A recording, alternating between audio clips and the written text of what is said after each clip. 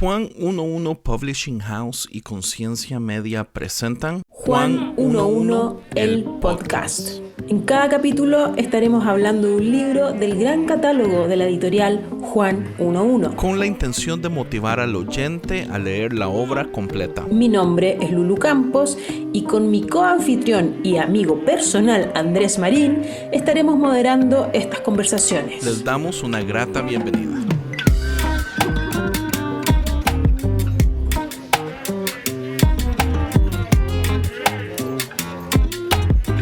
En este episodio hablaremos del libro Santos Accidentales de la autora Nadia Bolz-Weber. Y para eso tendremos de invitado al traductor del libro, el colombiano Alvin Góngora.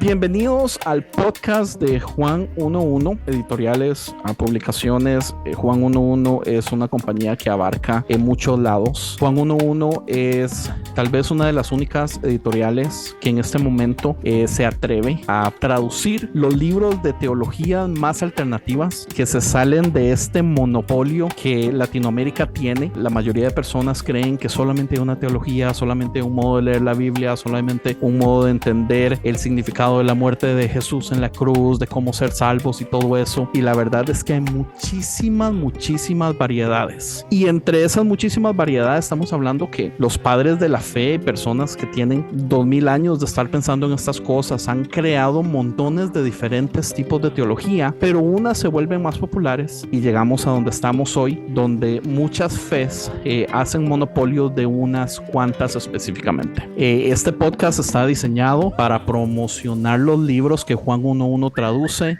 ayudar con sus ventas. La idea es entrevistar autores, a traductores, o a veces simple y sencillamente tener conversaciones con los hosts de este podcast y las personas que están detrás de Juan 11. El día de hoy tenemos a nuestra host oficial, Lulu Campos. ¿Cómo estás, Lulu? Yo estoy muy emocionada por hacer este podcast. Me parece que esto es como hacer un club de lectura compartido con muchos, esperamos que con muchos oyentes para que podamos compartir ideas, compartir pensamientos, qué sé yo, filosofar acerca de la fe, que es lo que nos invita un poco los libros de Juan 11. Excelente. Y yo, su servidor, Andrés Marín, y esta vez vamos a estar hablando con Alvin Góngora. Alvin Góngora es el traductor del libro de Nadia Bolz-Weber que se llama Santos Accidentales. Alvin, ¿cómo estás y bienvenido al podcast? Muy buenas tardes y muchas gracias por la invitación, por convocarnos en este tema tan agradable que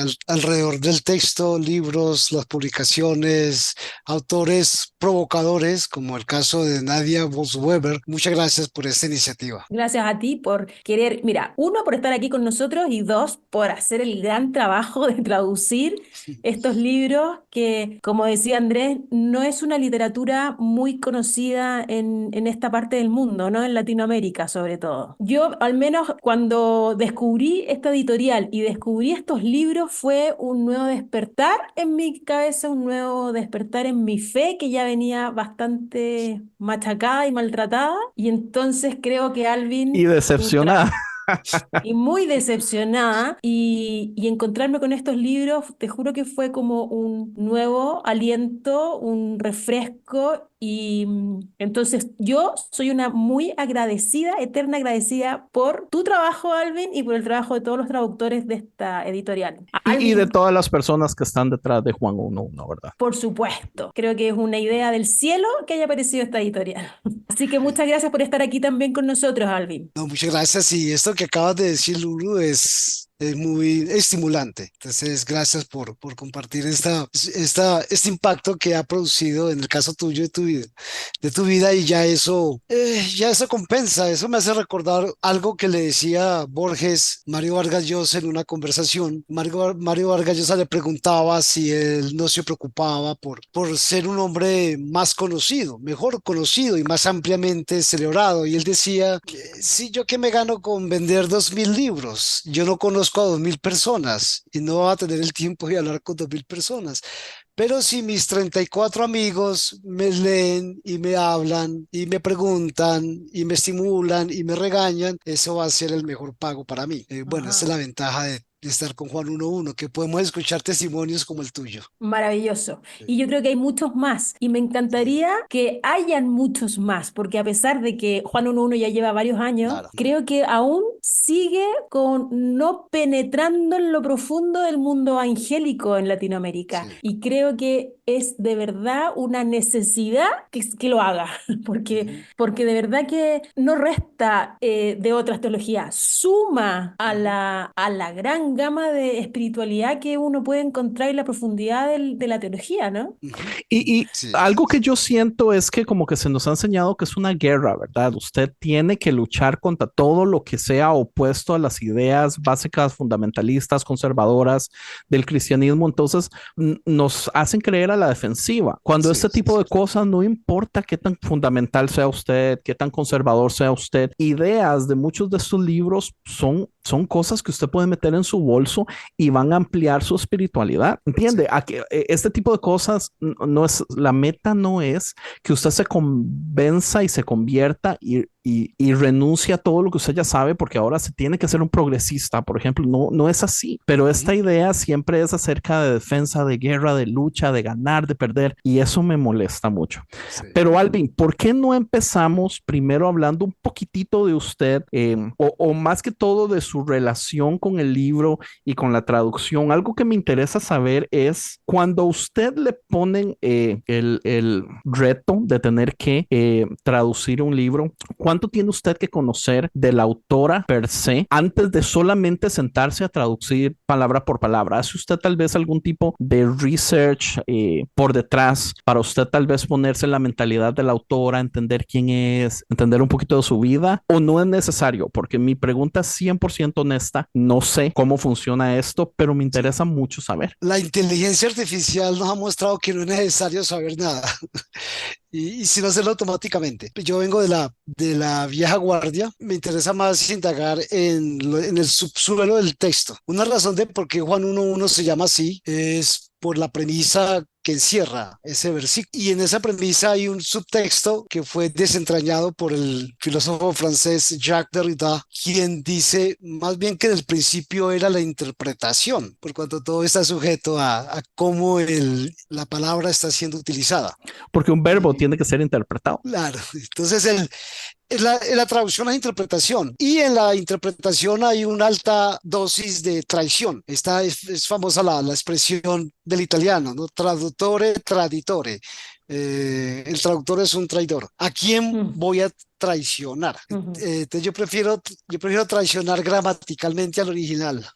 Uno nota en las traducciones elaboradas por los hispanos radicados en Estados Unidos, que lo que se produce es un calco. Entonces el idioma objetivo, que sería el español, adquiere una sintaxis que es propia del idioma fuente, que sería el inglés. Y para poder hacer la traducción siendo fiel al original, pero traidor de todas maneras, pues hay que estar empapado con la persona autora del texto. Y en el caso de Santos Accidentales fue relativamente fácil, ya estaba familiarizado con Nadia Weber, y el texto vino precedido por una buena publicidad en el sentido de que había aparecido en el listado de los bestsellers del New York Times.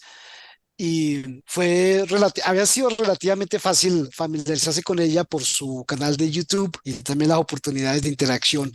La irreverencia que ella muestra, no solamente en su lenguaje, sino también en su estética personal, el hecho de que el mm, cuerpo se convierte en efecto en un código de comunicación y una irreverencia que, si bien es iconoclasta y destruye, al mismo tiempo que va destruyendo, va proponiendo. O sea, no es mm. la destrucción por la destrucción, sino que va proponiendo. Y en esa propuesta lo que se produce es un redescubrimiento de los viejos postulados de nuestras tradiciones de fe. Nadia Weber es una muy buena expositora de la vieja tradición luterana, como Mm. ministra luterana que es, ¿no?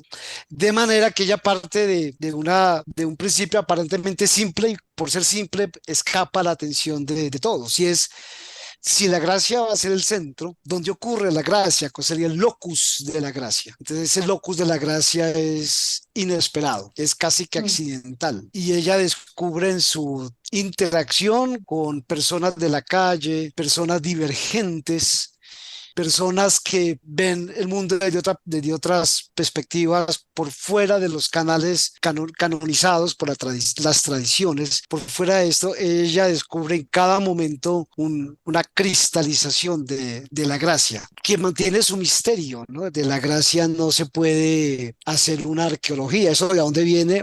¿Hay una preparación previa a la gracia? No. ¿Existe un manual para que me dé 12 pasos para crecer en gracia? No sucede. ujú. Y a tono aunque ella no lo menciona, pero a tono con lo que un jesuita, John Caputo, ha descubierto, y es que Dios sucede, ocurre. Mm. Bueno, entonces el libro contiene una serie de encuentros con los santos más inesperados, los santos más accidentales, los santos que lo son sin saberlo, sin proponérselo. Y de paso Como, hay una redención, hay una recuperación del concepto de santo y de santidad, mm, ¿no? Que claro. realmente en su origen es realmente revolucionario y Claro, bastante, como pienso yo, como deberíamos ser todos, ¿no? sí. No creernos santos, sino Sí, que nos suceda la nos santidad a sucede, ¿no? cada uno. Sí, en otras palabras, Claro. sí, el santo se tatúa y el santo dice groserías. Y el Y el, santo es agnóstico, y el santo es exactamente. un asesino, y el santo es, anda a saber tú, como no está estructurado la santidad. Es lo que Eso. ella plantea en su libro. Sí, Alvin, pero antes de entrar al libro, me interesa una pregunta, porque ella es una pastora luterana, ¿no? Yo no sé, tú eres de Colombia, ¿cierto? sí, sí, de Yo Colombia. yo no sé cómo será en Colombia, pero acá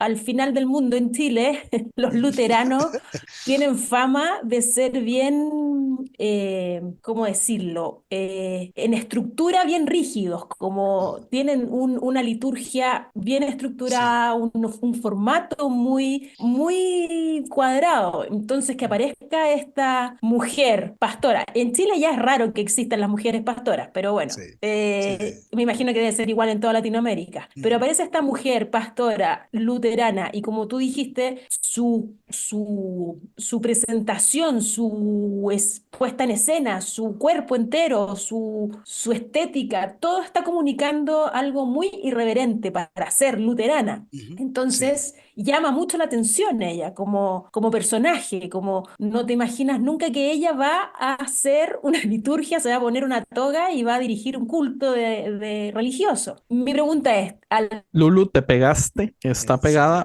pero todo esto yo lo corto y lo edito. Lo bueno fue que quedó apenas en mi Lo bueno, pregunta es. no, y quedó haciendo un buen gesto. Entonces Sí, está. esa es otra. Sí. Sí, pero mientras regresa Lulu, lo que Lulu está puntualizando, ella ofende, provoca a los cercanos. Los luteranos son los que se sienten más incómodos. Y en segundo lugar vienen, en las incomodidades, vienen a continuación los que se apegan a lo que llamamos nosotros las tradiciones reformadas, el evangélico propiamente dicho, Ujú. que tiene cierta Claro, formación porque teológica. Se ofenden. el luterano usualmente es tal vez la denominación menos querida entre los cristianos porque es muy parecida al catolicismo y desde Sí, muy pequeños parecido. ser cristiano es sinónimo a ser anticatólico. ¿Por qué? Anticatólico. No sé, pero es muy Sí, extraño que sea así. sí, sí, históricamente nosotros crecimos fue robándole los miembros a la Iglesia Católica. Entonces, entramos a un mercado que ya estaba ocupado por la Iglesia y Sí, venimos correcto, a que es esta disfrutárselo. guerra que creemos que Sí, tiene que existir cuando no necesariamente tiene que existir. sí, claro.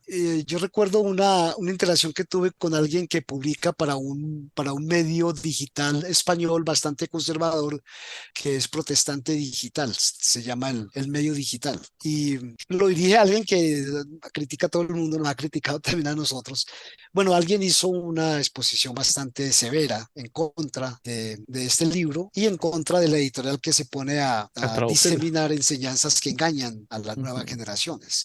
Entonces tuvimos un intercambio interesante, haciéndole ver de que a la postre de lo que se trata con esta irreverencia es de redescubrir la frescura del evangelio, que viene con groserías, ¿no? Y la calle es así. A mí personalmente me costó porque por mi formación y también las psicorrigideces que no faltan, a mí me cuesta mucho Ujú. trabajo decir groserías.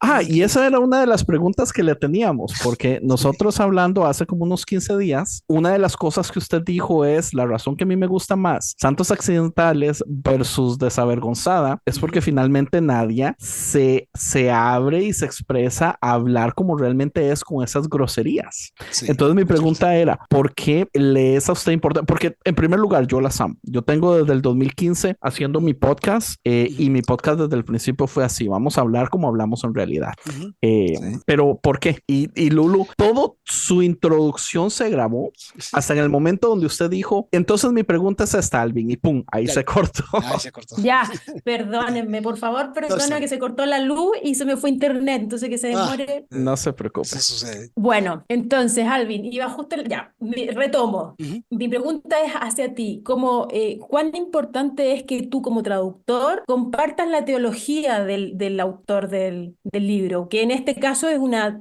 teología luterana? Sí, luterana. Y sigue siendo luterana. Sí, eso es supremamente importante. Así, por lo menos que uno tenga conciencia de eso, ¿no? Así yo no lo comparta. Yo he traducido textos de carácter teológico que me aburren porque no me llenan, Sí, ¿no? Claro. sí, Y correcto. me pongo a pelear mentalmente con el autor.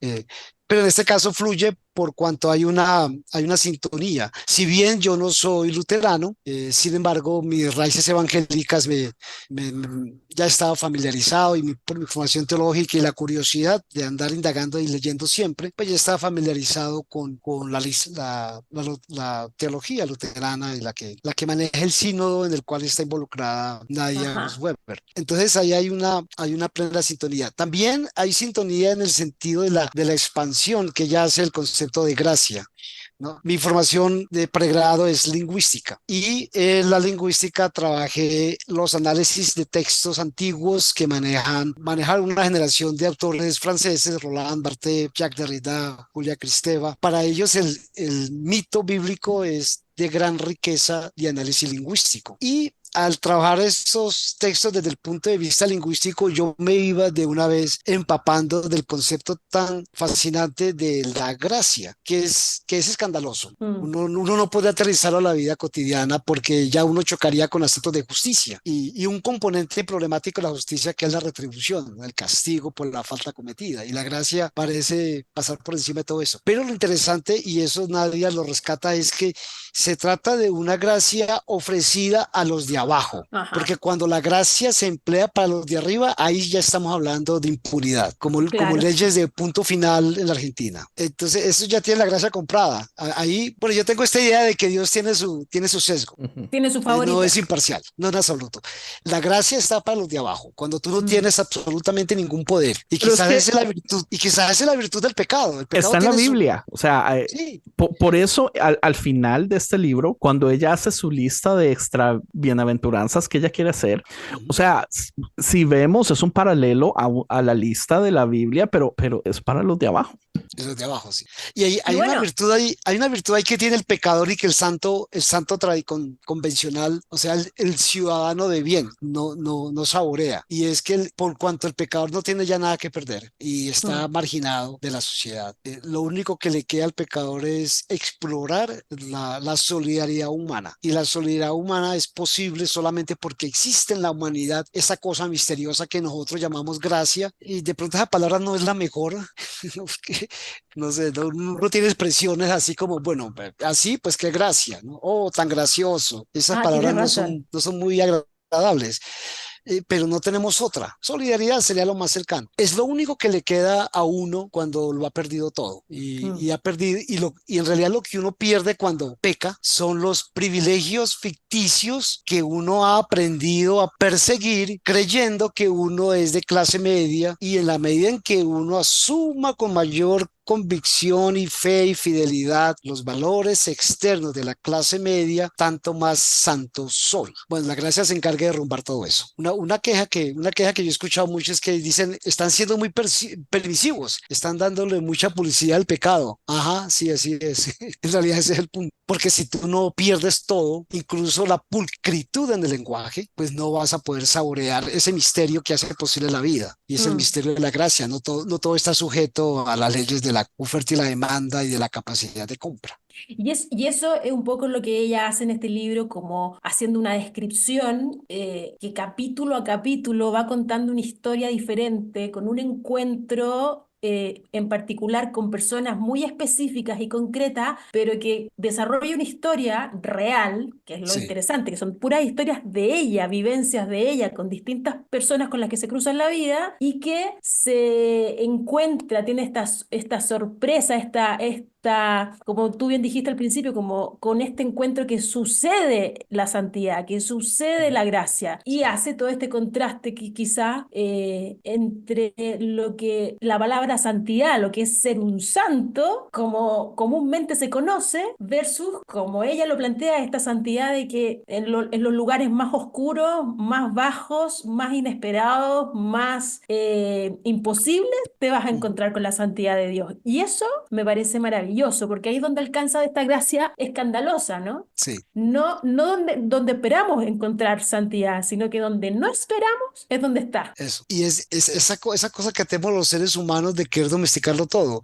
Es tanta la generosidad expuesta a través de ese misterio de la gracia que de alguna manera nos sentimos inclinados a domesticarla y a Mm. codificarla. Y a esa codificación es lo que nosotros llamamos santidad. Y resulta que esa codificación es la que hace asfixiante la vida. A nivel individual, con nuestras costumbres pequeño burguesas, y a nivel colectivo, con ese concepto del buen ciudadano. Bueno, Claro. en nuestras discusiones en Colombia se acuñó el concepto de los colombianos de bien.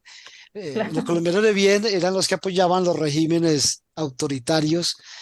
Junto con el apoyo al régimen autoritario viene toda una ética de conducta social que hace que las personas salgan a la calle en manifestaciones vestidas de blanco, sombrero blanco.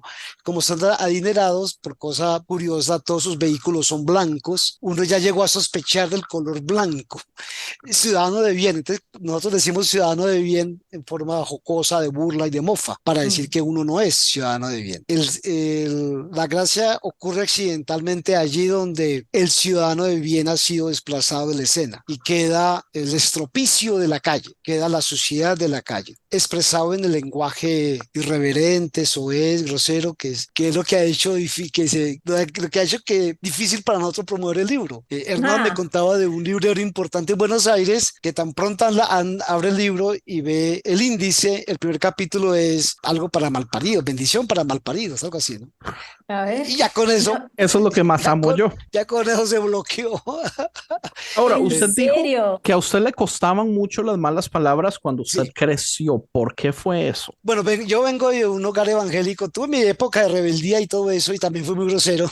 Yo me imagino que es más cuestión de por eso dije psicorrigidez, debe ser más una traba psicológica que yo tengo con eso.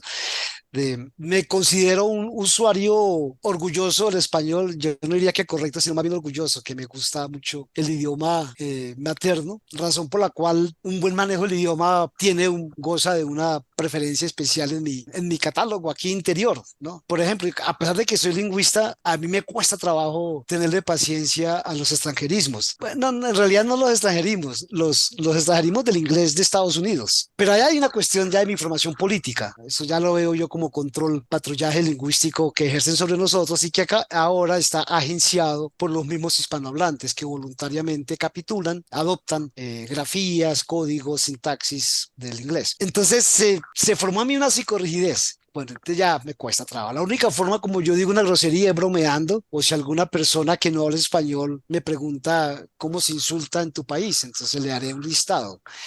Pero cuando estaba traduciendo a Nadia, me sentía también exhortado. Me descubría a mí mismo en esa psicorrigidez lingüística. Y dicen los que saben, ¿no? Que si uno no dice groserías, uno no se libera. Entonces Ah. debo tener cualquier atadura dentro de mí. Necesito un buen exorcista que me libere, me ministre liberación. educación y salgan las groserías que no he pronunciado en mi vida de adulto. Pero Yo ese estoy problema consciente no de lo eso. tengo. Yo tampoco, Sí. no Pero soy tengo ninguna consciente de atadura eso. ahí. Y curiosamente es algo que ya Ujú. es parte de mí, el hecho que soy evangélico, porque curiosamente los que se ofenden, que Son leen el libro, son evangélicos. evangélicos, así como yo. Y qué interesante lo que dices, porque por algo no aceptan este libro en las librerías clásicas cristianas, Morales. solo porque diga malas palabras. Entonces, imagínate cuánta atadura hay en el Sí, mundo sí, sí, sí, es cierto. evangélico. Algo que a mí me pareció interesante, Alvin, es que usted dijo la vez pasada, cuando nos reunimos hace como unos 15 días para hablar del proyecto, que a usted le había gustado mucho el hecho de que en este finalmente ella ya se da el lujo de hablar como es versus el libro de Desavergonzada, donde dice muy poquitas malas palabras. Entonces mi pregunta sería, que, bueno, como venía la conversación, ¿verdad? ¿Por qué será que es un problema tan grande para el cristianismo en este momento tener que luchar contra la realidad del mundo? Porque la verdad es que todos las decimos. Por más que Sí, usted quiera, cuando entra a la iglesia, actuar como que usted es una mejor persona, no es cierto. sí, es cierto, sí. Yo tengo mi hipótesis y estoy esperando que algún sabiondo me, me permita comprobarla. Yo le echo la culpa a nuestros mitos fundantes. Uno de esos mitos fundantes, ya como evangélico o mito fundacional, es la conversión. Ujú. Se supone que nosotros llegamos al Señor o el Señor nos alcanza con su gracia, dependiendo de tu perspectiva teológica, porque estábamos perdidos en nuestros delitos y pecados. Y eso es siempre un desorden social. Estar perdido en los delitos y pecados es que me gasto mi dinero en alcohol y no lo gasto sosteniendo a mi familia y que le soy infiel a mi esposa. Y dentro de ese paquete de desorden está el lenguaje. No me preocupa tanto que el lenguaje sea falso, que sí que yo mienta, sino que me preocupa es que el lenguaje rompa con el buen proceder lingüístico que han establecido las castas dominantes en toda nuestra América Latina, desde las épocas de Andrés Bello, por Mm. allá, siglo XVIII hasta ahora, que siempre hay una forma, ¿no? Y puesto que encontramos en la Biblia que Dios es un Dios de orden, entonces el Señor me cambia, yo me convierto, dejo atrás mi vida de desorden, entonces ahora entro a un orden. Yo le atribuyo toda la responsabilidad a ese mito fundacional. Todo lo que yo haga va a tener que venir ahora marcado por el orden. Entonces fíjate que así como nos preocupa a nosotros la pulcritud lingüística, también nos preocupa la pulcritud psicosocial. A nivel político, siempre los evangélicos estamos con los regímenes del orden, no importa cuán perversos sean. Ese es el presidente o la casta o la alta burguesía que Dios estableció y hay que orar por los gobernantes y hay que protegerlos. Me pregunto cómo sería el comportamiento de las iglesias cristianas durante el estallido social en Chile, estallido social que nos inspiró mucho a nosotros porque al menos en Colombia, las expresiones de respeto al orden establecido fue tal que las iglesias organizaron en 2 ocasiones expresiones masivas en la plaza pública pidiéndole perdón a la fuerza pública, a la policía y al ejército que estaban asaltando a la población. Y los evangélicos salieron a pedirle perdón a nombre de las iglesias. Y luego un grupo de pastores prominentes en el país salieron a la televisión rodeando al entonces presidente en ese momento, leyendo un comunicado por parte de las iglesias en la que las iglesias se comprometían a velar por el orden y el bienestar social del país. Mm. En este momento que gracias al estallido social logramos impulsar un gobierno de cambio, un mandato popular, ha sido muy difícil por cuanto la idea de que el orden cambie ya asusta. Entonces yo le he hecho la culpa a eso desde nuestras toldas evangélicas. Nosotros nos convertimos no tanto para ser ciudadanos del reino o miembros de una comunidad de la esperanza, sino para ser ciudadanos de bien. Es como si nuestra tarea evangelística consistiera en producir reinsertados a la sociedad. Ahora nos vamos a portar bien. Ya soy perdonado, no me cayó encima el castigo. La gracia, ahí la gracia se politiza. Entonces, la gracia es que ahora voy a ser visto como un ciudadano de bien y voy a contribuir a que ese bien se haga mucho más sólido. Esa es mi lectura, pero yo soy un puro lingüista que no sabe nada de sociología, entonces no. No, pero viene muy de la No, mano con lo que Nadia habla acerca de los santos accidentales, que se nos ha predicado por años qué significa ser santo y hemos dejado de lado que no es usted convertirse, es darlo, ¿verdad? Nadia habla de Mateo 25 y da una explicación acerca de que reflejar el Cristo no es necesariamente usted ir a darle de comer a las personas, o sea, el que refleja el Cristo no soy yo cuando hago una buena acción. Lo que refleja a Cristo es la buena acción, Sí, pero los cristianos seguimos con que ocupamos ver cómo hacemos para nosotros elevarnos nosotros. Entonces todo se convierte en un show, porque al final las cosas no se hacen, las cosas buenas a veces se hacen, no se hacen necesariamente en sí por el fin de la cosa buena, sino se hace por el fin de cómo al final me siento yo como cristiano. Entonces todo se convierte en esta venta de aceite de culebra donde ni siquiera estamos en la capacidad de dar amor y hablar con personas sin que al final haya una necesidad de una transacción. Te doy de comer, pero si vienes a mi iglesia, sí, te sí, sí. ayudo con esto si el domingo mandas a tu joven a esta retiro de jóvenes. Entonces al final las cosas no se hacen por amor, se hacen por transacción. Claro. eh, mm, o sea, es decepcionante ver que es contrario a lo que leemos, que es muy claro de Jesús. Sí, sí. Me llama la atención de Nadia el hecho de que ella no incurre en lo que yo llamo el síndrome del recién convertido, que ese síndrome se da en los diversos campos. Si alguien que ha sido marxista deja de serlo, se va a convertir en el condenador de Marx más acérrimo. Si alguien ha sido católico y deja de serlo, va a ser el anticatólico más fiero, y así sucesivamente. El recién convertido entonces habla de su vida antes de Cristo como la vida de oscuridad, y bueno, eso no. Entonces lanzo campañas contra Sí, todo aquello en lo que yo participé y que me divertí. Es que más que ni siquiera confieso que era agradable pecar. Bueno, ella no incurre en eso. Sí, ella viene de un mundo así bastante desordenado, como diríamos, y como que ese desorden siguió esa vaina. Es que eso te iba a decir, ella no solamente no incurre en eso, sino que todo lo contrario, desmitifica el hecho de Sí, que cuando conocemos a Dios y nos convertimos, así entre comillas lo pongo, porque no entiendo qué significará eso, es como si fuéramos otra persona, como que dejáramos de ser lo que somos, lo que realmente somos. Y claro, está acompañado con este discurso de que nacemos de nuevo y que entra el ujú, Espíritu de Dios, entonces se supone que tú eres una persona nueva. y que somos trapos de inmundicia y todo eso.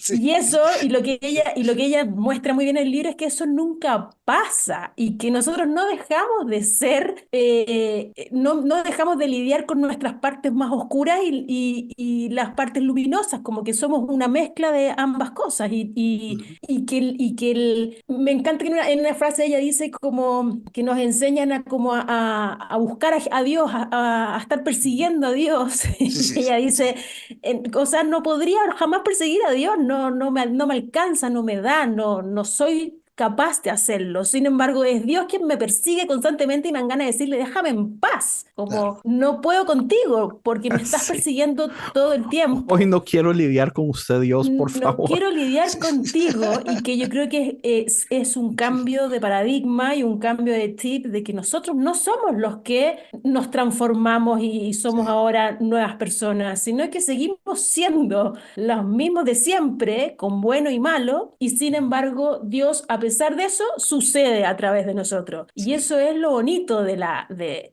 esto, ¿no? Como de lo divino, de los encuentros con la divinidad en lo cotidiano, en lo común, en lo sucio, en lo negativo, en lo malo. Y sabe qué es lo más bello de esto, es que cuando Dios sucede en nosotros, no es para nosotros, es para los Ujú, demás. para los Entonces demás. eso es lo que cambia todo. Esa es mi frustración, porque qué bello que las iglesias enseñaran eso, qué bello que los domingos fuéramos a que nos prediquen estas cosas, pero tenemos a una gran mayoría de que lo sigue predicando lo contrario y lo hacen de nosotros y nos ponen a nosotros en el centro. Y no solo nos ponen en el centro, sino que con martillos nos quieren despedazar porque no merecemos, no valemos aquí y allá.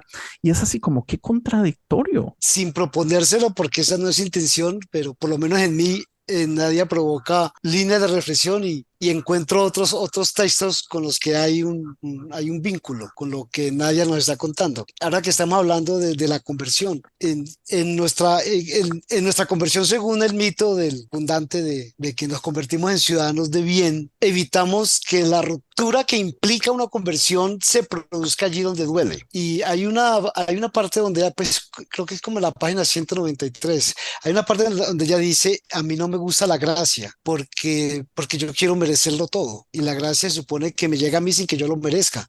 Es como un aguijón y pica y duele. Mm. Yo estoy ocupada haciendo cosas para mejorar y la gracia me dice que eso no me sirve. Uf, sí. La conversión se produce ahí, Yo ahí, padezco de eso un poquito. a esos niveles tan profundos. Es donde uno se da cuenta de que las estructuras de la sociedad de consumo dominante han creado mi identidad, de tal manera que otro mito, y ese ya es de la sociedad, el mito de la meritocracia, hace que yo tenga que entrar como si yo fuera una mercancía a ofrecerme en captura del mejor postor. Y bueno, nadie anduvo en esas y de pronto descubre que no. Y en ese sentido la gracia es una bofetada porque me dice la gracia, Dios acontece en ti, que tú estás con tus malas palabras y tus tatuajes y tus problemas y a lo mejor estás registrados a las centrales de riesgo crediticio porque no pudiste pagar tu apartamento y te niegan crédito. El valor tuyo está en eso. Tú vales Mm. por eso, no tienes que hacer nada para merecer.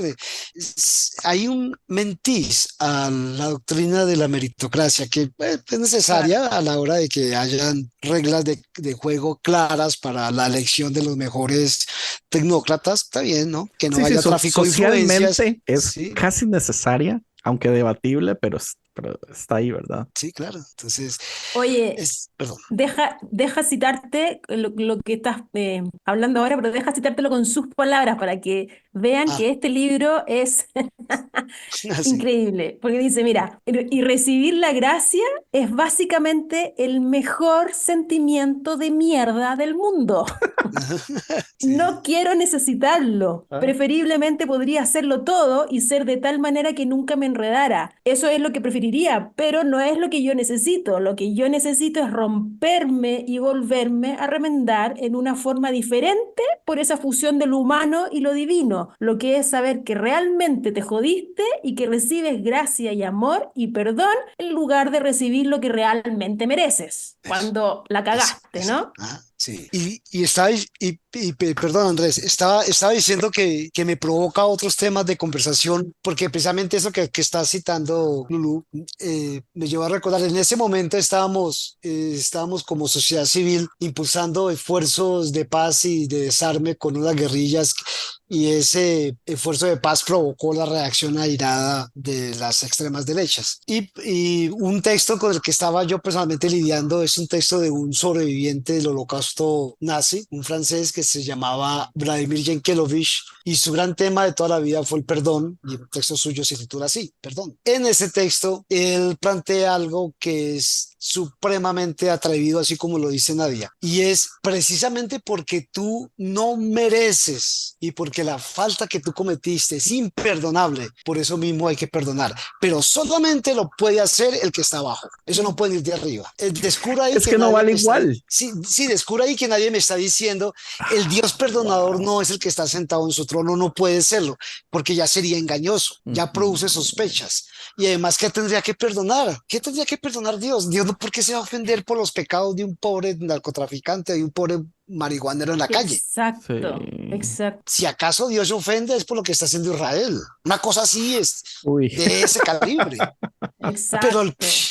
es más, es que inclusive hasta el pobre soldado que está ahí siguiendo órdenes y asesinando gente y le toca hacer el trabajo sucio, esa es otra cosa distinta. Entonces el Ujú, perdón es de los de abajo y si Dios perdona es porque el Dios es de abajo. Y esos ecos me venían ahí ujú, cuando ujú, estaba lidiando con este texto y lo que está diciendo Nadia, y es que no te preocupes por merecer, Dios está en ti, ujú. Mm, si no mm, te ha abandonado, ¿no? mm. También me hizo acordar de una frase de un poema de Ernesto Cardenal que dice que la imagen de Dios es como el agua del pantano, que con todo y lo enlodada que está, aún refleja la luz de la luna. Oh, Y eso se traslada al ser wow. humano y es bastante impactante. Y es este cambio de chip, es tu cambio de mirada, un cambio de cómo yo me planteo en el mundo y lo que el mundo me ofrece y me entrega a mí. Te cambia todo el paradigma. Y todo esto se conecta también, algo que me parece muy interesante en el libro es el tiempo que ella invierte hablando de María, la mamá de Jesús. Sí. Como dice ella que nunca le dio importancia, pero cuando la descubre la admira y después viene a conectar todo esto que estamos hablando con esta imagen de no María, la santa perfecta que merece, sino María, la muchacha normal, que lo único que tiene de valor es el hecho de que ella le dice al ángel, ok, haga usted lo que crea que sea necesario. Y ese es el punto, porque nadie merece, nadie lo hace, lo que a usted lo hace especial es el hecho de que usted se deje ser usado, de que usted se deje ser reflejado, ¿entiende? Sí. Mm. O sea, yo puedo evitar reflejar la luna, no importa lo sucio que esté, o yo puedo estar orgulloso de reflejar esa luna. Al final no son las cosas que yo hago, es que yo me deje hacerlo. A mí eso me voló la cabeza porque yo soy de esos donde yo nací con esta guerra en contra del catolicismo porque los cristianos éramos mejores. Y a mí, me ha costado mucho salir de eso. Pero ver esta imagen que nos viene a dar Nadia, es que a mí me encanta de este libro eso. Ella agarra cositas tan sencillas y simple y sencillamente le da una vueltica y ya nos está hablando de otra cosa completamente diferente, nos está enseñando algo completamente diferente y me lo está trayendo a mi nivel, que la iglesia usualmente no hace eso. En la conversación que tenía con ella, ya fue muy amable de permitirme hacer algo que obviamente ella no tiene por qué saberla, pero está inmersa en su cultura. Pero yo le confesé a ella que yo lo hacía para mostrarle aquello que me hace sentir a mí orgulloso de ser latinoamericano, cosa que le causaba risa, porque eso ya está en contra de la gracia, el orgullo. Pero yo le decía, mira Nadia, tú estás hablando de la gente de la calle y me haces acordar de un poeta chileno que, pero tuve que explicarle quién era y que había ganado el premio Nobel. Y yo, bueno, está, yo no sabía, perdonémosla porque no sabía. Y dice, el hombre tiene una colección que llama Odas Elementales y encuentra uno ahí que el pan, ¿no? El perro y en pocas palabras, porque una oda se supone que es un poema largo y aburridor, ¿no? Las de Palos de Nuevo, unas cositas así corticas. En tan pocas palabras, el hombre le hace ver a uno lo mágico y lo bello detrás de algo tan cotidiano, la Mm. oda al pan. Bueno, ella los encontró en Google, traducción al inglés que han hecho y sí quedó fascinada con esto. De paso dijo, bueno, no merezco no merezco que se me compare con semejante gigante. Y entonces yo me pregunto, no será que estas voces, esta palabra de Dios que sigue creando y descreando, no será que esas voces son las que nuestros poetas, nuestros escritores han venido tratando de balbucear y que no les hemos entendido tampoco nosotros? Mm. Esa gente sí tiene Que una todo profundidad en la es mirada, como palabra de están Dios más al final. conectados con lo divino que nosotros. Claro. Correcto. Bueno, gracias a Dios nadie evangelizó a Neruda y él no debió ser tan bobo para dejarse evangelizar, porque hubiera sido una tragedia que ese man se hubiera convertido, si hubiéramos perdido muchísimo, ¿no? No, pero sí, hay mucha verdad, porque, qué cosas, ¿verdad? Porque cómo el cristianismo adentro de su sistema limita. Sí. ¿Cómo podemos quebrar esto para que nuestras futuras generaciones, digamos, yo tengo 3 hijos, uno de 15, una de 8, una de 4, y yo digo, ¿cómo puedo hacer para que ellas no vivan limitadas bajo esta religión abierta? Porque lo que yo he estado invirtiendo en ellos para enseñarles del cristianismo está lejos de ser lo que se invirtió en mí, ¿verdad? Pero en mí se me pusieron muchas cadenas. Yo les estoy abriendo puertas, pero aún así estoy invirtiendo mi tiempo en enseñarles de Dios, del Cristo, del bien y del mal, no del infierno, no de un Satanás. Pero ¿cómo podemos abrir estas puertas para que lo que la gente es y lo que la gente tiene que dar no se limite solamente porque ahora pertenecemos a una religión, a una ideología, o somos parte del reino? Tenemos que empezar a enseñar de qué es el reino, ¿verdad? El reino no es algo donde entramos, sino es algo donde estamos y ahora cómo lo reconozco. Nos hace falta mucho, siento. Yo creo que la literatura puede ayudar, pero de pronto la literatura presenta en otra forma, el podcast ayuda contar la historia. Sí. Los autores rusos del siglo XIX, Tolstói, Dostoyevsky, veían a Dios en la vida cotidiana. Muchos de sus textos giran alrededor de ese misterio de que Dios ocurre en la vida concreta. Mm. Son autores que ayudan muchísimo. También están los autores que se identifican como cristianos y lo cultivan, ¿no? Ahorita mencioné a Ernesto Cardenal y sus salmos son realmente esclarecedores. Él parafrasea los salmos, no todos, ¿no? Algunos, y los conecta con la vida cotidiana. Le permiten a uno redescubrir los Ujú. salmos. Tenemos que admitir que nuestro texto sagrado pues ha pasado por tantas revisiones, no deja de tener ese tufo dominical, pero eso es un texto del pueblo y así surgió, texto del pueblo, ¿no? Tradiciones y traiciones, como bien dijiste. Sí, El texto sagrado ha sido muy traducido y muy muy, traicionado. muy, muy traicionado, sí, muy traicionado. Sí, sí. Eh, está Nadia, creo yo que ella ofrece la salida de encontrar a Dios en la calle. Entonces Mm, también es como una especie de afinar los sentidos a qué es lo que realmente captura el interés de uno. No, es mm, muy famosa la leyenda esta de los dos amigos. Uno de ellos es un habitante originario de Estados Unidos que están en la calle en Manhattan y el bullicio de la calle, y el que no es indígena oye cuando alguien dejó caer una moneda y la vio, pero no se dio cuenta que en ese momento pues, el indígena también la vio y no le paró bolas, pero no se dio cuenta que el indígena está más interesado en un grillo que estaba haciendo su ruido de grillo en un matorral por ahí lejano. Eso no se escuchaba. ¿Con qué estamos mejor sintonizados? También sería la otra pregunta. Y para sintonizarnos, supongo yo que hay que desintonizarnos. Bueno, hay toda claro, una porque, didáctica de cómo hacerlo, ¿no? porque tengo la sensación de que lo que nos ofrecen estos autores, la literatura, los poetas, los músicos, el arte, la filosofía, qué sé yo, como es la sensibilidad del mundo, ser Sí, sensible sí, a sí. lo que te rodea, ser sensible a con lo que te encuentras día a día. Y entonces creo que mi opinión con respecto como al mundo evangélico en Latinoamérica es desintoxiquémonos Ujú. saquémonos tanto dogma, ¿no? Que nos Sí. pone como unos lentes aquí para ver el mundo muy limitados, muy cerrados y que nos hace perder la sensibilidad de lo cotidiano. Sí, sí, y eso es lo grave.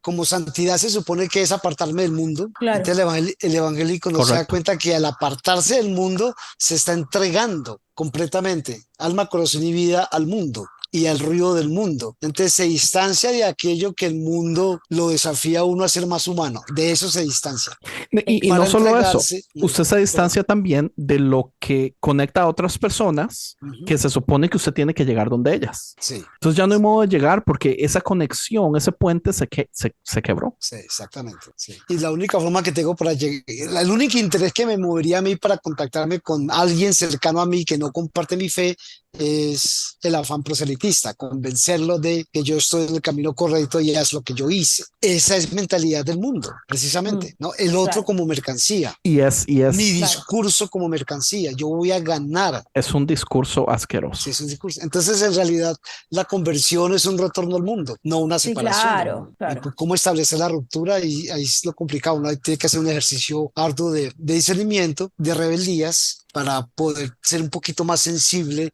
a lo que uno llamaría la voz de Dios. Y la voz de Dios es la grosería de la persona que está vendiendo aguacates en la calle. Bueno, creo que en Chile no se vende aguacates en la calle porque es un lujo. Es un Falta, ¿no? lujo, la palta es un Falta. lujo. Esto es para producir a ustedes envidia nada más, porque aquí en el patio de mi casa tengo 3 árboles de aguacates.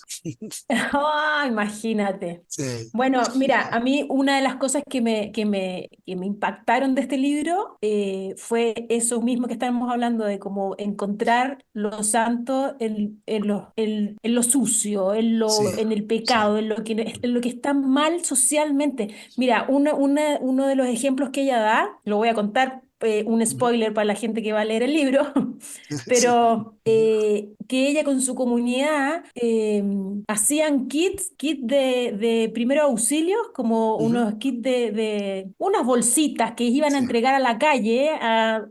¿Dónde está ella? ¿En qué ciudad? ¿Chicago, creo que? No me ¿Dónde está acuerdo. ella? ¿Sí? ¿En qué ciudad está? Está ¿Sí? preguntando. Denver. Ya. Denver, Colorado. Sí. Ok, entonces con su comunidad, con su iglesia, hacían estos kits de supervivencia para ir a entregárselos a los drogadictos que estaban en la calle o la gente que está viviendo en la calle. Y dentro de este kit había una jeringa, un condón, una jeringa limpia, por Sí, supuesto, guantes como previniendo a los contagios para esta gente que ya se drogaba, que no estaban sí, evitando que se droguen, sino que están evitando que se contagien con una enfermedad más grave, Lo hagan pero de un con un modo mensaje, más con sano. con un mensaje de eres amado. sí, Entonces, imagínate cómo a mí me voló la cabeza, porque sí, cómo te sí, rompe el modelo de iglesia de que cómo le voy a estar pasando a una persona en la calle un condón, cómo voy a estar yo promoviendo la promiscuidad o cómo voy a estar pasándole una jeringa limpia para que se drogue con algo limpio, higiénico y no con algo usado. Te saca totalmente de la estructura del molde cómo debería ser una persona de iglesia, ¿no? claro, claro. Pero, sin embargo, con ese pequeño acto o gran acto, está llegando a un alma que por ahí va a encontrar la jeringa, pero va a encontrar un mensaje de diciendo Ujú. te amo, así Sí, como eres, así como estás, con lo que estás haciendo, te amo. sí, sí, sí. Te Sí, es, rompe toda la estructura. sí, es desafiante y es lo que me lleva a nuevamente a mi pregunta, que es ¿qué es romper con el mundo? Porque Mm, nosotros hemos absorbido la doctrina del mundo según la cual todas estas prácticas destructivas de la salud no pasan por la clínica, no pasan por los problemas clínicos, son asuntos morales. Usted está lejos de Dios, por lo tanto usted está metido en las drogas. Conviértase y Dios le quita eso, sin percatarnos de la frustración que estamos creando cuando alguien desesperado por salir de su condición acepta la mentira que yo le estoy diciendo. Pues eso no se claro. cura con una oración mágica, pero tú no le No, puedes decir eso a un hermano en la fe, a un correligionario mío, que eso no lo cura una oración mágica, ni lo cura una exhortación del apóstol de turno que tiene el poder para administrar ese tipo de liberaciones. mm, No se trata de curar. Bueno, si Dios quiere curar a la gente es trabajo de él, pero se trata de amar. Y si exacto. amamos a la gente, pues por lo menos que ese vicio no lo lleve a una enfermedad peor Correcto. o a reproducirse. O a una Otras muerte personas. adelantada. Sí, eso es nada. Hay algo muy Exacto. interesante de ese libro que a mí me retó mucho también, volviendo a lo mismo, naciendo en un hogar cristiano, que se me enseña por años de que el catolicismo son los que están en el error, y es el uso de las tradiciones o cómo La liturgia. la La liturgia, liturgia. correcto, porque yo no soy nada fan de ellas, nunca me han gustado. Al punto que siento que me voy a los extremos de que yo digo, fiestas de cumpleaños me parecen tontos, celebrar el 14 de febrero me parece tonto, con esta idea medio punk, verdad, obvia de que el amor se celebra todos los días, a la gente que usted ama lo celebra todos los días, etcétera. Pero me parece muy interesante cómo ella lo explica donde no es solo el hacerlo, es explicar por qué lo estamos haciendo y cómo podemos traer nuestra verdad de quién soy yo a este tipo de cosas. Y ella daba un ejemplo como del adviento de la muerte y la resurrección y cómo en su iglesia hacen ciertos cantos, hacen ciertas repeticiones, hacen ciertas acciones. La vez que cuando sucede la matazón en la escuela de Sandy Hook y toman, una persona toma La lista de sí, se nombres. presenta al frente y lee cada niño con cada edad y cantan y todo eso. Y yo digo, eso está bonito. Está bonito cuando hay una persona dispuesta a venir a recordarnos qué significa, no solo hacerlo. Sí, Y realmente me llegó, me gustó, entiendo el valor de eso porque yo he sido líder de artes toda mi vida. Entonces yo he hecho todas las obras con todos los jóvenes de la iglesia inimaginables, de todos los ejemplos que usted quiera. Yo hablaba con mi esposa y yo le decía, uno de los favoritos es, no sé si ustedes han visto en estas obras de teatro de jóvenes o que se usan también para evangelización del corazón, que hay una niña con corazón y lo tiene en la mano. Entonces sabemos que es el corazón porque el sí, corazón late y viene un chico y se lo pide. Todo es solo con música por detrás, no hay palabras. Ella dura mucho en tomar la decisión, pero finalmente se lo da al chico y el chico, pum, se le cae y le quiebra el corazón.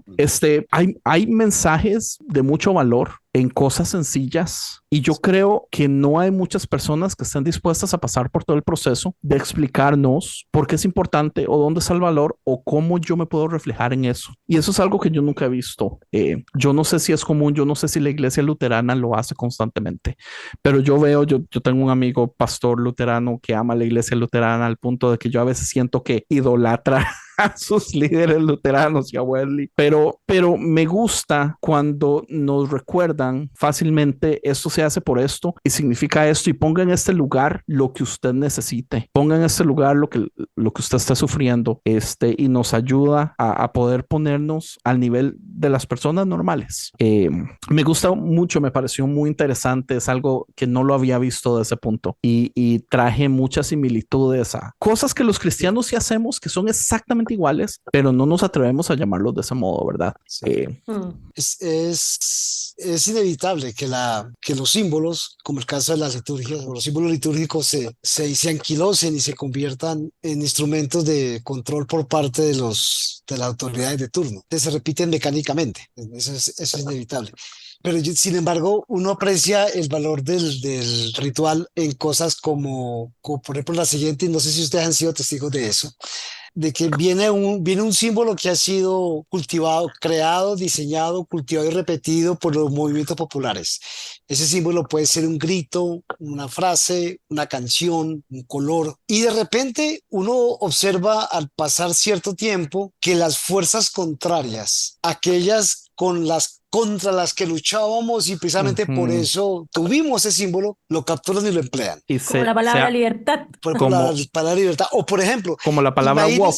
Sí, eso, la palabra walk. O por ejemplo, imagínense que en la siguiente trifulca policial o la trifulca con la policía venga alguien de la clase alta con un perro negro y un pañuelo rojo ahí en Chile, ¿cierto? Y que los medios tradicionales lo destaquen en primera plana. Como que matapacos se lo roban al pueblo chileno y hay una reapropiación ilícita, ilegítima de ese símbolo. Sucia, es un ejemplo del valor del símbolo, sí, hasta el punto de que muchos han postulado que en realidad de lo que se trata en los movimientos sociales es de una reimaginación. Desde el campo de la teología, alguien ha propuesto esto, de hace muchos años lo propuso, su texto se titula La imaginación profética, y es el hecho de que cuando se está presentando la intención liberadora de Dios, lo que se produce es una pugna por la imaginación colectiva. Aquella fuerza que captura la imaginación colectiva es la que va a controlar y va a dominar. El profeta lo que hacía era desafiar ese imaginario dominante. El ritual tiene ese origen, tiene esa génesis, bueno, ya se convirtió en símbolo de la clase dominante. Sin embargo, cuando se rememora, uno puede redescubrir el aspecto contestatario del símbolo. Y Nadia es muy respetuosa de la vieja liturgia luterana, en el sentido de que eso le permite a ella conectarse con esas intenciones, propósitos liberadores del evangelio, y esa liberación siempre pasa por la reverencia y por la destrucción del símbolo establecido. Correcto. Y yo también entiendo que no es para todos. Por ejemplo, entenderlo de este modo me gusta. Aún así no me cambia. Yo sigo siendo fan de los símbolos. Pero el que los ocupa, que los aproveche. Y me gusta mucho que hay gente que todavía le está poniendo valor a estas cosas y nos está trayendo el significado y nos está recordando y nos está plantando bien en de qué se trata, ¿verdad? Porque sí hay gente que lo ocupa. Hay gente que lo que ocupa es ir a recibir la Eucaristía todos los domingos y eso es suficiente, eso les llena. No sabemos por cuánto tiempo, pero no importa, si les llena hoy es suficiente. Entonces, qué bien que se haga, ¿verdad? A mí eso no me llena, pero me llenan otras cosas y hay otras comunidades que me ofrecen lo que sí me llena. Entonces, es mi responsabilidad buscarlos y salir lleno el día de hoy. Y que hayan docenas de comunidades que llenen diferentes cosas y yo buscar lo que a mí me llena, yo siento que es muy importante. Porque, bueno, pensando en los oyentes del podcast que Lulú y yo tenemos o del otro podcast que yo tengo, comentarios comunes que nosotros tenemos es: yo sigo yendo a la iglesia porque me siento obligado, porque es la iglesia de mis papás, es la iglesia de mi familia, tengo años de ir ahí, ya no siento nada, pero no puedo dejar de ir. Y muchas de las veces adentro de estas conversaciones por privado donde nos escriben después de escuchar un episodio, es así como debería animarse. Yo le aseguro que usted puede convencer a sus papás y no se van a enojar si usted va a otro lugar, pero ellos van a estar felices de que al menos usted esté yendo a otro lugar. Empiece por ese lado, anímese a buscar esas comunidades. No todos tienen la suerte de encontrar una pastora como Nadia, ¿verdad? Pero sí hay gente que puede ayudarnos, que podemos conectar, que nos pueden alimentar, que nos alimentamos mutuamente, ¿verdad? Porque entender que el pastor no es nada especial. Y yo siento que ella lo explica de ese modo. El pastor no es nada especial. Ella sigue detestando a la gente y es pastora. Ella nos cuenta ejemplos en el libro de lo horrible que es para ella sentarse en un avión y tener 8 horas. Entonces, como ella se escuda, pero 30 minutos antes ya finalmente le habla a la persona porque dice, por lo menos que no vayan a decir o que Dios no me venga a poner que no le hablé a la persona, pero en 7 horas y media no hizo nada porque no quería, ¿entiende? Al fin y al cabo, usted no va a una comunidad de fe solamente para recibir de un líder, usted va para dar, ahí es donde nos convertimos en los santos accidentales, porque no es lo que yo recibo, lo que damos, ¿verdad? Busque una comunidad y compre este libro, ¿verdad? Y lea, ¿no? Y Lea este lea, libro. y lea Sí. muchos más libros, ¿verdad?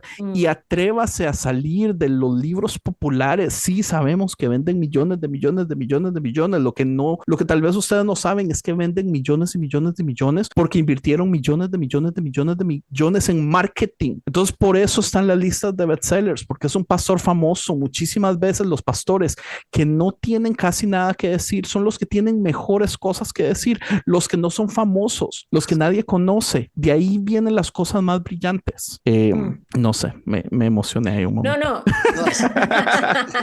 Está súper bien emocionado porque, y sobre todo aquí en Latinoamérica, donde no existe apertura a este tipo de literatura y de nuevas propuestas y de nuevas formas de ver lo espiritual, de nuevas formas de ver lo divino. Y entonces, insisto, la editorial Juan 11 es un regalo del cielo porque nos da la posibilidad a todos los de habla hispana de poder acceder a una forma de ver la teología distinta a la clásica, convencional y tradicional que nosotros estamos llenos estamos empapados de esa literatura acá en Latinoamérica. Entonces, qué interesante que las librerías clásicas no quieran tener este libro a la venta, pero gracias a Dios por el internet y por el link que tú aprietas y te encuentras con la posibilidad de poder acceder a este tipo de libro. Y el link va a estar en las notas de este episodio. Sí, mira, yo quiero, para ir ya cerrando, ¿no? Y dejar enganchada a la gente para que pueda leer este libro, porque de verdad es un regalo del cielo. Quiero leer un par al final ella termina el libro haciendo una reedición del Sermón del Monte, de las bienaventuranzas, ¿no? Que dijo Jesús. Y entonces ella dijo, ¿qué imaginó, ¿no? ¿Qué quizás diría Jesús hoy? ¿Quiénes serían los bienaventurados hoy, 2024? Bueno, ella lo escribió en 2019, ¿no? Pero 2024, ¿cuáles serían? Y nos ofrece, no sé, más de 20 bienaventuranzas, pero quiero leer un par para solamente como mostrar un canapé de lo que es este libro. Mira, escúchenme. Bienaventurados los agnósticos, bienaventurados los que dudan, aquellos que no están seguros que todavía pueden asombrarse. Bienaventurados los que no tienen nada que ofrecer. Bienaventurados son aquellos para quienes la muerte no es una abstracción. Bienaventurados los que han sepultado a sus seres queridos, por quienes las lágrimas podrían llenar un océano. Bienaventurados los que amaron lo suficiente como para saber cómo se siente una pérdida. Bienaventuradas las madres de los bebés que no pudieron nacer. Bienaventurados aquellos que todavía no lo han superado. Bienaventurados los que nadie más nota, los niños que se sientan solos a comer a la hora del almuerzo en la secundaria, los tipos de la lavandería en el hospital, las trabajadoras sexuales y las barrenderas del turno de la noche. Bienaventurados los olvidados, bienaventurados los acusados injustamente, los que nunca atrapan pero huyen sin poder descansar, aquellos para quienes la vida es dura, porque Jesús eligió rodearse de gente como ellos. Bienaventurados los que saben que tienen que haber más que esto, porque tienen razón. Bienaventurados los chicos los que se interponen entre los matones y los débiles. Bienaventurados los que oyen que son perdonados. Bienaventurados los misericordiosos porque han entendido de qué se trata todo esto. Esas son un par de bienaventuranzas que ella Qué bello. propone y que son maravillosas porque nos conecta con lo que estamos viviendo hoy en día, con lo que vemos todos los días en las noticias, con lo que nos cruzamos cada vez que tomamos la locomoción colectiva, cuando vamos camino al trabajo, con nuestros compañeros de oficina, qué sé yo, lo que viven los niños en el colegio. Estamos rodeados de dolor, estamos rodeados de sufrimiento, estamos rodeados de necesidad y me encanta que ella diga que nunca dejemos de vernos a nosotros mismos también como necesitados, porque no somos el salvador de nadie. Sin embargo, nosotros como necesitados también podemos ser puentes para otros necesitados que se encuentren con esto divino, ¿no? Maravilloso. Yo solo me pongo de pie y Wow. aplaudo a Nadia y Sí. te aplaudo a ti, Alvin, por haber traducido este libro y aplaudo a Juan 1.1 Sí, qué lindo. por la gran tarea de traducir estos libros. Sí, Alvin, de veras, de corazón, muchísimas gracias. No, muchas gracias. Muchas gracias, Lulu y Andrés. Gracias por este espacio y el esfuerzo que están haciendo por animar a este tipo de lecturas. Qué bueno que este podcast exista y esté sacudiendo a las personas que se acercan por estos lados. Muchas gracias, Andrés y Lulu. Muy bien. Y este es nuestro primer libro. Vienen muchos más, porque ya Juan Sí, 1 debe tener claro. más de 30 libros editados, creo. Sí, ya Por viene, hay ahí. un buen catálogo ahí para. Y algo que me gusta mucho también es que no son todas traducciones, ¿verdad? Hay Sí, hay muchísimo libro de Ah, sí. autores latinoamericanos hispanos. que volvemos a lo mismo, personas que tienen muchísimas cosas que decir, con opiniones de muchísimo valor, que no son relativamente así personas extra famosas, entonces no venden de los modos que deberían, pero les aseguro, ustedes se leen uno de esos libros y van a decir, esto vale más que 10 de Rick Warren, Sí. porque uy, Dios mío, porque las cosas populares en este momento están muy Sí, mal. sí, está muy. Empobrece mucho la dinámica de fe, la dinámica de vida se empobrece bastante.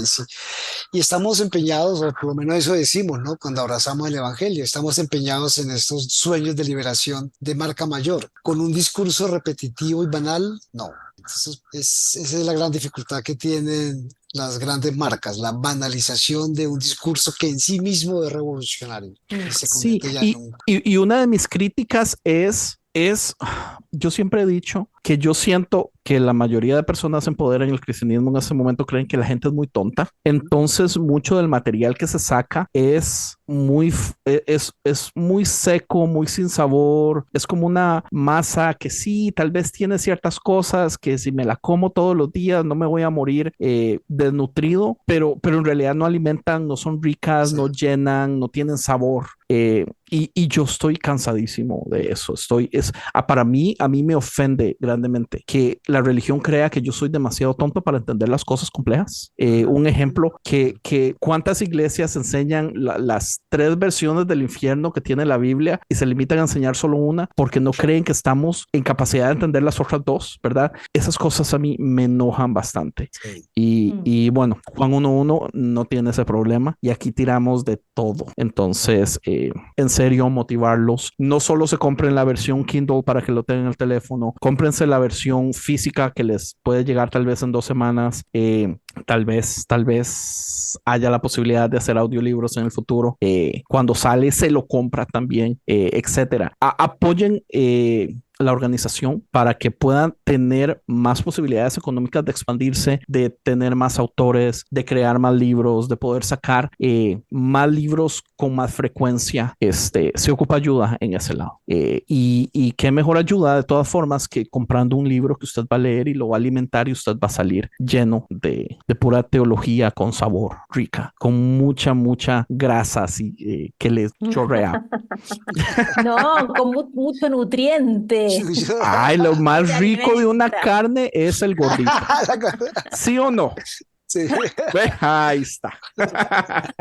Alvin, Bueno, Alvin, sí, muchas muchísimas gracias. gracias. No, muchas Ha sido un gracias. placer tenerlo en Igualmente. nuestro primer episodio con Mm. el traductor de Santos Accidentales de Nadia. Esto es solo el principio. A todos nuestros oyentes, muchísimas gracias. Y los links van a estar en las notas, como les dije, para que vayan y empiecen a comprar el libro. Lulu, gracias por estar con nosotros en este momento también. Gracias a ti, Andrés, por esta buena idea. Ya, Gracias a gracias. todos por Gracias, escucharnos un y nos abrazo. vemos en la próxima. Chao, chao. Chao, chao.